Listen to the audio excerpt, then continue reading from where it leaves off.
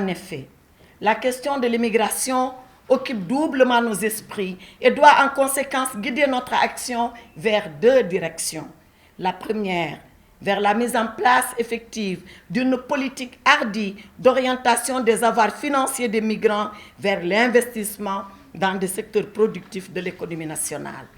La seconde, vers une politique novatrice et hardie de lutte contre l'immigration clandestine. En effet, à nos enfants qui affrontent la mer et souvent la mort, nous devons donner l'espoir qu'une vie meilleure est possible ici, dans notre pays.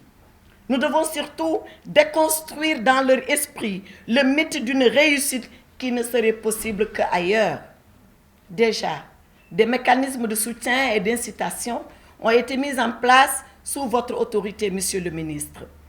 Avec le secrétaire d'État Moïse Sarr, dont je salue la jeunesse et l'engagement, nous continuerons à travailler à la formalisation de l'appui que l'État va consentir à sa jeunesse via ses structures dédiées telles que la DER, l'ADPME, l'ANIDA, le PUDC, entre autres programmes.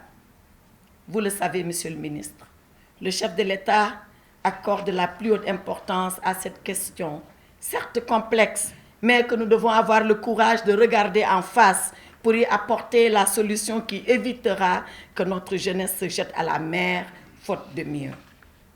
Lors du Conseil des ministres inaugural du 4 novembre, le président Macky Sall y a consacré l'essentiel de sa communication, car la réussite de notre plan de redressement économique national ne saurait aboutir et se réaliser sans l'implication de cette couche essentielle, atout fondamental du capital humain de notre société. Le président nous a donc instruit d'y travailler avec efficacité et ténacité. Et c'est bien avec le secrétaire d'État Moïse Sarr et toutes les autres administrations compétentes ce que nous comptons faire en nous mettant immédiatement à la tâche.